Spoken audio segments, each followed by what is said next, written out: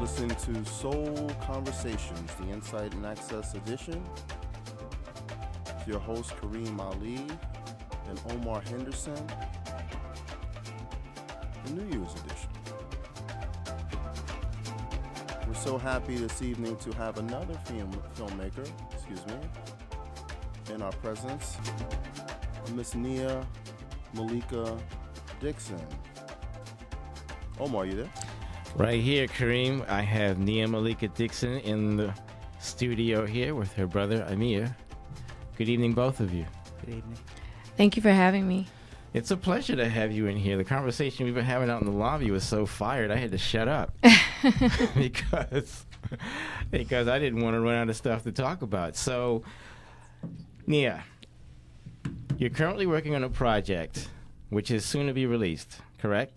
That's right. The web series is called Chrysalis, and it serves as a prelude to a feature film that I'm seeking funding for and planning to shoot later on in 2011. Okay, so can you tell me something about the genesis of the idea and the name? The name Chrysalis is quite unique, and I'm sure viewers would like to hear what's the story behind the name and how did you match the two up?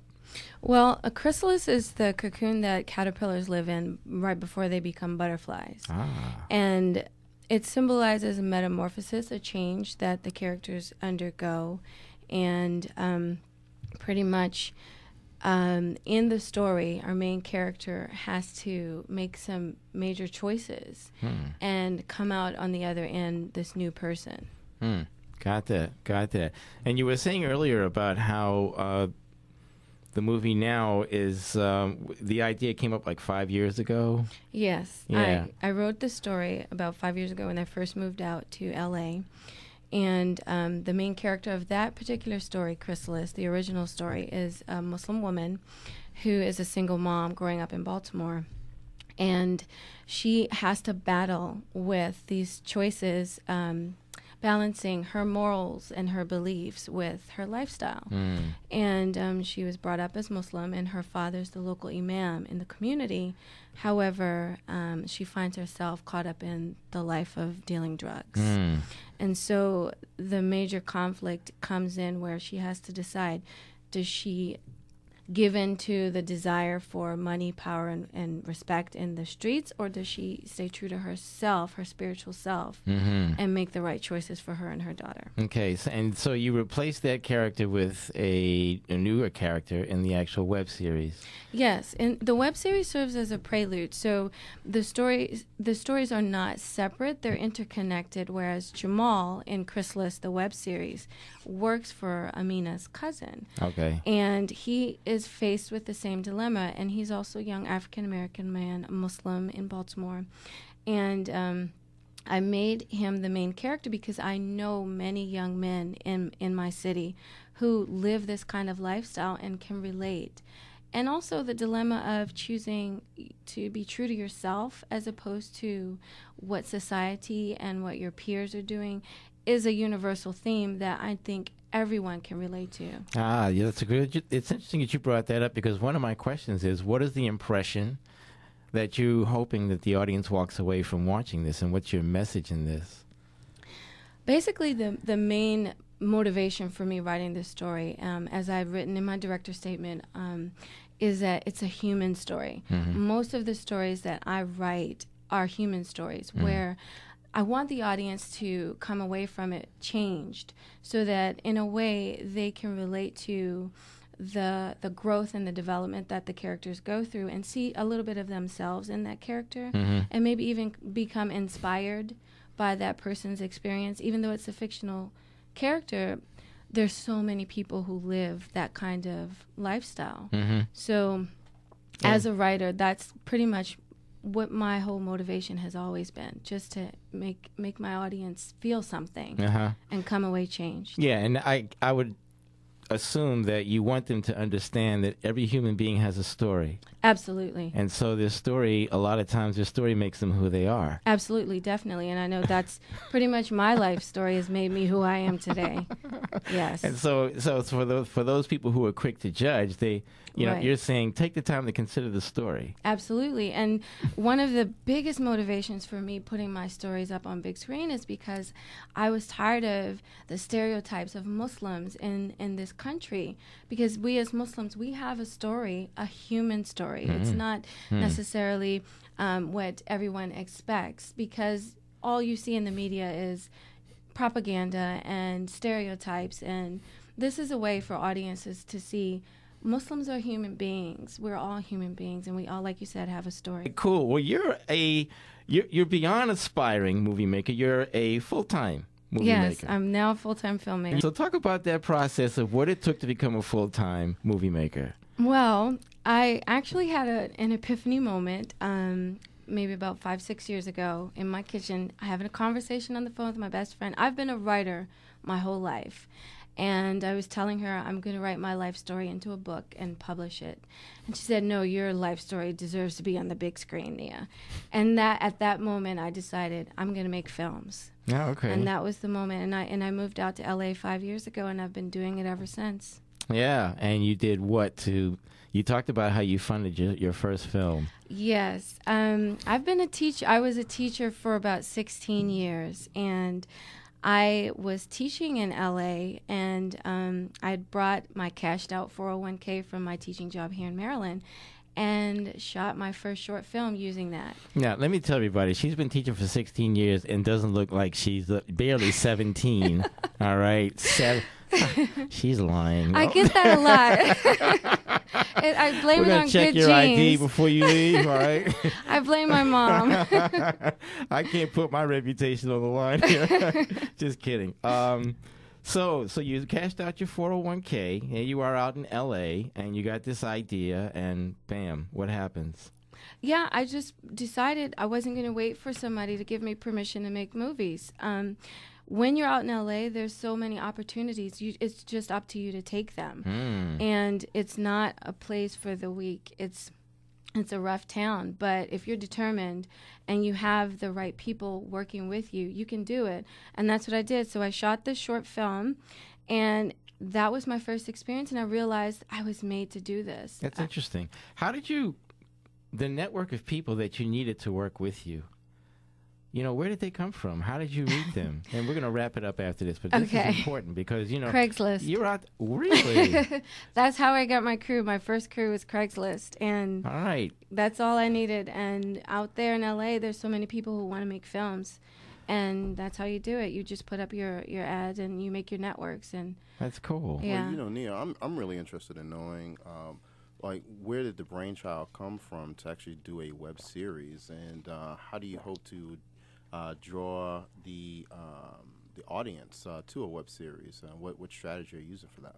Well, the website pretty much does it all for you. I actually have quite a big following, and I credit that to my friends and my family and the network that I belong to. I'm a follower. Thank you. Yes, you told me in the lobby, Facebook friends. Yeah. And the website is draws in the people. So what I decided to do was post everything online. The website is bemorecareful.wordpress.com. That's BEMORE careful.wordpress.com. Okay. And that's where the web series will premiere. And next week, our trailer will be premiering. What day? What day next week will it premiere? You have to tune into our official Facebook page. All of the Facebook followers will get updates, exclusive updates. And if you follow me on Twitter, you'll also get updates, Twitter/Nia Malika Dixon, and become a fan on Facebook. Okay, cool. Wonderful. We're going to have to stop for a second. Nia, hopefully you can hang out for a few more minutes. Oh, yeah, sure. And we're going to actually come back for a lightning round of reflections on 2010. We'll just go around and find out what everyone thinks about their past year and moving forward into 2011. what kind of different things are we going to do? What did we do well that we're going to keep doing? And we're going to be right back in a moment. You tuned in to 89.3 FM, WPFW Radio, Soul Conversations, the Insight and Access Edition. I wanted to kick it over to Omar to tell us about his reflections for 2010. Well, I'd like to allow our guests to first speak to that. The celebrities. First of all, I want to say that I followed you on Facebook. I knew you were out in L.A., and it's like, wow, I'm a friend of the celebrity. So let you go ahead first. What were your reflections in 2010? What's opened up for you? Well, I really appreciate my support that I have from my friends and my family. And because you follow me on Facebook, you probably know I'm always posting about how much I love the support. And that's one of the biggest things that keeps me going. And the dedication, just not giving up. And this past year, it seemed as though things opened up for me with regard to getting more fans, getting more friends, getting more people involved in my projects, even when it looked as if it was like an uphill battle that wasn't going anywhere. It really has been going very far, and I do feel blessed. All right, great.